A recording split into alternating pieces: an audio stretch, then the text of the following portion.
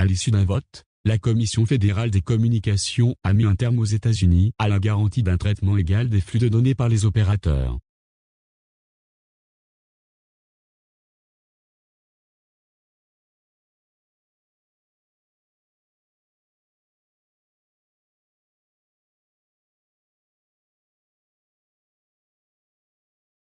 Ce que redoutaient les défenseurs de la neutralité du net est arrivé jeudi 14 décembre, la Commission fédérale des communications FCC a mis fin aux États-Unis à ce grand principe. Les 5 commissaires ont exposé leur point de vue avant de voter le texte, comme prévu, à 3 voix contre 2. Fondateur d'Internet, le principe de la neutralité du net veut que tous les contenus mis en ligne sur le réseau soient traités de la même manière, sans discrimination. Il interdit par exemple à un fournisseur d'accès à Internet de transporter les flux vidéo provenant d'un service donné plus rapidement que ceux d'un autre. Il lui interdit aussi de bloquer l'accès à certains sites ou à un certain type de contenu. Concrètement, sous l'empire de la neutralité du net, un fournisseur d'accès à Internet américain n'avait pas le droit de faire payer davantage ses consommateurs pour un accès plus rapide à YouTube ou à Netflix, par exemple.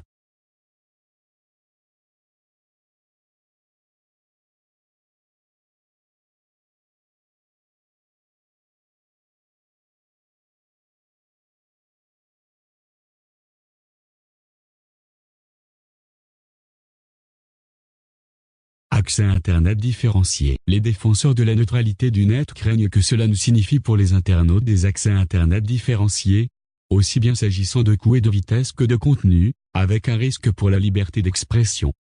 Ils arguent aussi que la neutralité du net permet à de petits acteurs de grandir, en bénéficiant d'un accès égal à celui des géants sans devoir payer de frais exorbitants pour accéder à des tuyaux performants. Certains prétendent même que Google ou Netflix n'auraient pas pu émerger sans ce principe. Qui sera le plus affecté par la fin de la neutralité du net? Les consommateurs et les petites entreprises, a déploré Mignon Cliburn, l'une des 2 commissaires opposées à la décision. Les conséquences de la fin de la neutralité du net ne se feront pas sentir tout de suite. Mais j'ai peur qu'un jour nous nous réveillons et que, voyant ce qui a changé, il soit trop tard pour faire quoi que ce soit. Les petites entreprises se fourvoient si elles pensent qu'elles vont devoir payer plus pour accéder au net, a répondu Michael Oriali, favorable au texte de la FCC. Respirez bien, a-t-il ironisé en s'adressant aux opposants. Cette décision ne va pas casser Internet.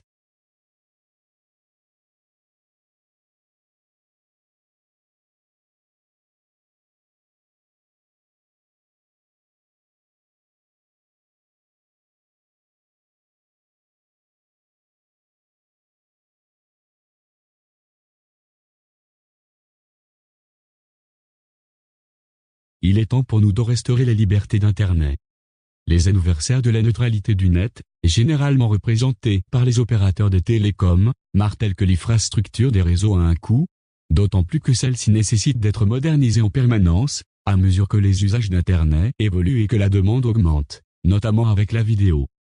Selon eux, expérimenter de nouvelles offres et faire payer davantage les utilisateurs pour des services de plus grande qualité leur permettra d'assumer ces investissements et d'innover davantage. C'est JP, le président de la FCC, qui a parlé en dernier pour défendre son texte. Cela ne va pas mettre fin à l'Internet tel que nous le connaissons. Cela ne va pas tuer la démocratie. Cela ne va pas étouffer la liberté d'expression en ligne, a-t-il dit. Il est temps pour Internet d'être à nouveau piloté par les ingénieurs, les entrepreneurs et les consommateurs, plutôt que par les avocats, les comptables et les bureaucrates. Il est temps pour nous d'apporter un meilleur accès à Internet, plus rapide et moins cher, à tous les Américains. Il est temps pour nous de restaurer la liberté d'Internet.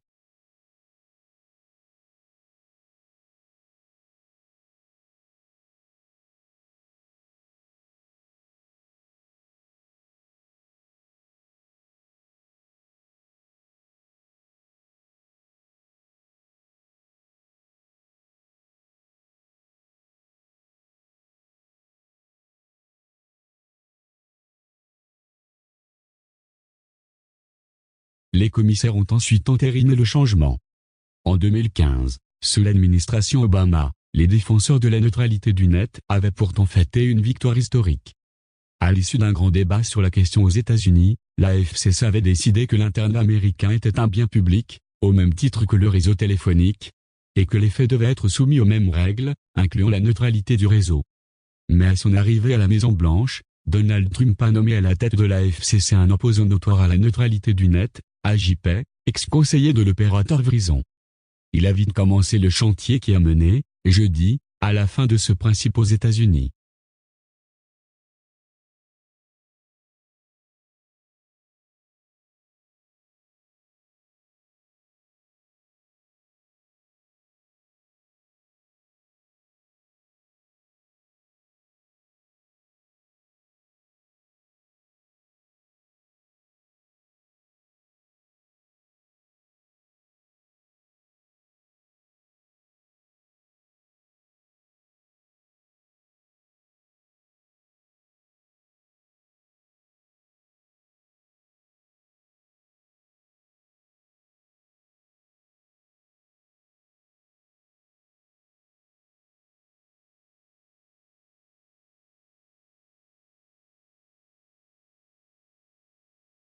Maintenant que la neutralité du net est enterrée aux États-Unis, que faut-il faire? Pleurer sur son sort et attendre que les opérateurs introduisent des tarifs premium pour certains services ou types de données? Certains Américains ont décidé de se prendre le problème à bras-le-corps et veulent sauver la neutralité du net en devenant leur propre fournisseur d'accès.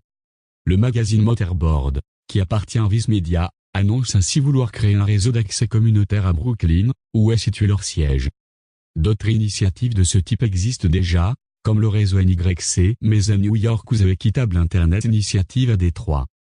En Europe, des initiatives de ce genre existent également. C'est le cas, par exemple, de French Data Network FDN en France ou Giphy.net en Espagne. Comme ces réseaux ont été construits pour aider leur communauté plutôt que leurs propriétaires, ils mettent l'accès sur la protection des données personnelles et respectent la neutralité du net.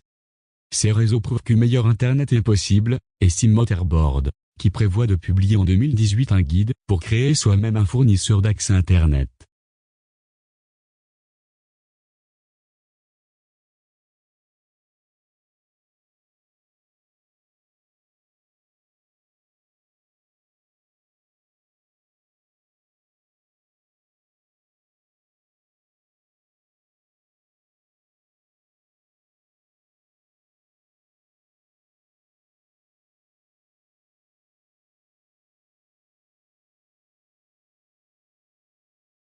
Un parcours semé d'embûches. Cet idéalisme est très louable, mais les obstacles sont nombreux. Car devenir son propre fournisseur d'accès est loin d'être simple. C'est un projet d'envergure, qui nécessite des compétences techniques et juridiques pointues. Récemment, un ingénieur réseau l'a fait pour la forme. Il a détaillé toutes les étapes dans une note de blog. Pour commencer, il faut déjà avoir un paquet d'adresses IP et un numéro de système autonome, qui va identifier le réseau du fait vis-à-vis des autres réseaux qui forment l'Internet. Pour cela, il faut généralement faire la demande auprès d'un organisme de gestion des adresses IP tel que l'ARIN pour l'Amérique du Nord ou IPNCC pour l'Europe. C'est un peu d'argent et beaucoup de paperasse. Mais avoir des adresses et un identifiant n'est pas suffisant.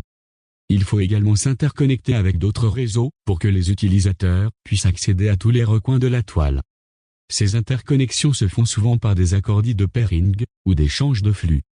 Ces accords sont d'une extrême importance pour le fonctionnement du réseau. Le fait qu'il n'a pas de bons accords de pairing ne pourra pas garantir une bonne qualité de service. Le hic, c'est que ces accords sont très opaques et compliqués à mettre en œuvre.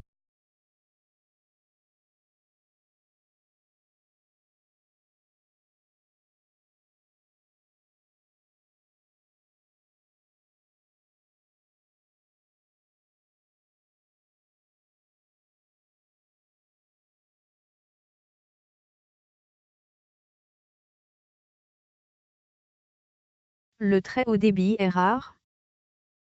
Enfin, il ne faut pas oublier le challenge technique lié à l'acheminement des données.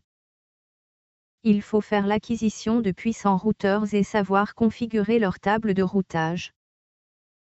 Il faut également disposer d'une boucle locale pour connecter physiquement les utilisateurs au réseau.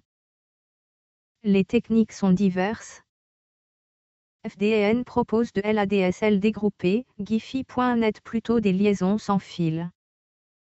La fibre optique est encore rare. Préserver la neutralité du net est donc possible avec ces projets, mais il ne faut pas espérer faire du streaming vidéo en HD. Pour l'instant, l'intérêt reste donc marginal, en tous les cas pour la majorité des internautes.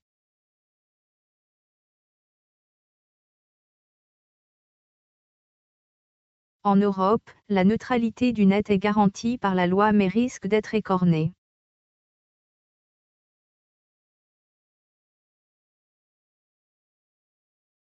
Contrairement aux États-Unis. Le concept n'est pas à la merci d'une décision administrative mais la domination de Google ou Facebook tout comme la neutralité de certains smartphones ou assistants vocaux pose question.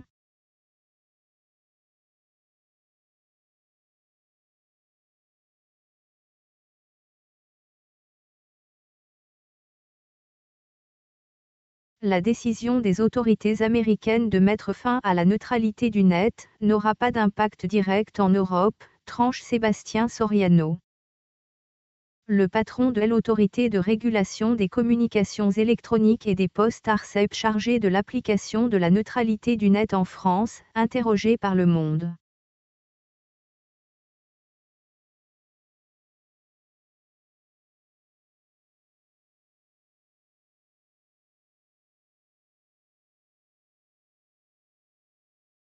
Contrairement aux États-Unis, le concept n'y est pas à la merci d'une décision administrative. Importé d'outre-Atlantique dès le milieu des années 2000, il est garanti par le droit européen depuis le printemps 2016. Deux grands principes le sous-tendent. Les fournisseurs d'accès à Internet fait ne peuvent pas discriminer les contenus transmis sur le réseau et les internautes peuvent y consulter et y diffuser librement des contenus. D'abord sceptiques, les associations de défense de la neutralité du net avaient mi-2016 accueilli chaleureusement les règles d'application décidées par le gendarme européen des télécoms.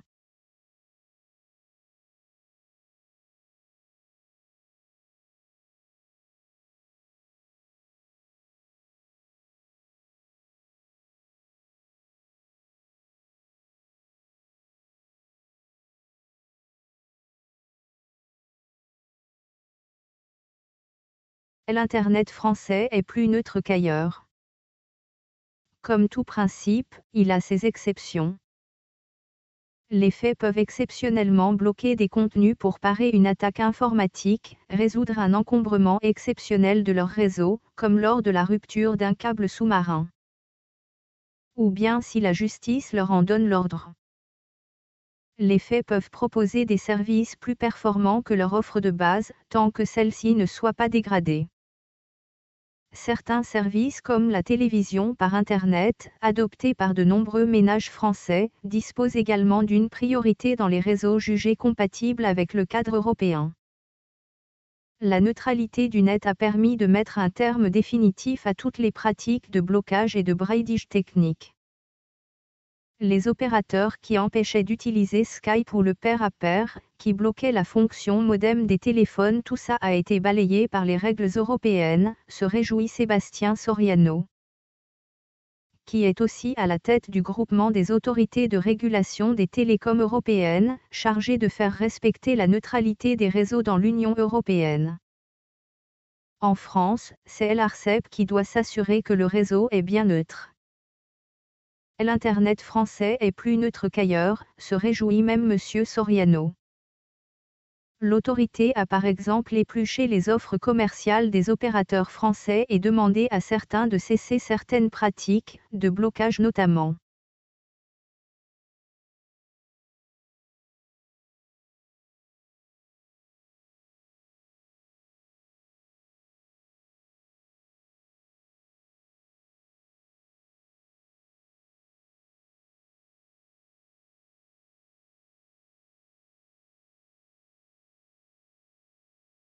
Quelques trous dans la raquette.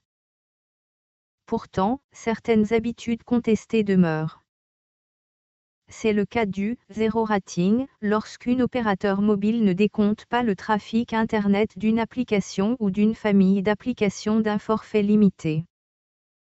Toléré dans certains cas par des régulateurs européens, il est parfois vu comme une entorse majeure à la neutralité du net. Plusieurs offres de zéro rating sont justement étudiées par les régulateurs de plusieurs pays en Europe, préalable à de possibles sanctions. En France, comme dans d'autres pays, le régulateur a fait le choix de ne pas sanctionner les manquements constatés à la neutralité, mais d'échanger avec les opérateurs. Un attentisme critiqué. L'Arcep préfère parfois attendre d'être saisi par les utilisateurs pour imposer aux opérateurs de respecter les règles édictées au niveau européen. Critiquait au printemps l'association de défense des libertés numériques La Quadrature du Net, dont la position n'a pas changé depuis.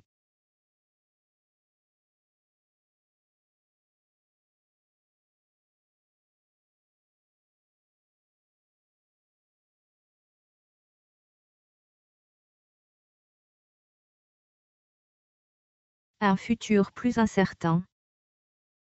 Plusieurs évolutions dans le paysage d'Internet vont tester la pérennité de la neutralité du net en Europe, notamment sous la pression de la puissante industrie des télécoms. Certains usages futurs de l'Internet, je pense à l'Internet des objets ou à la voiture autonome, vont nécessiter des Internets particuliers en termes de latence et de vitesse. Il faudra que nous soyons capables de proposer des Internets avec des fonctionnalités, des puissances et des qualités de service différents.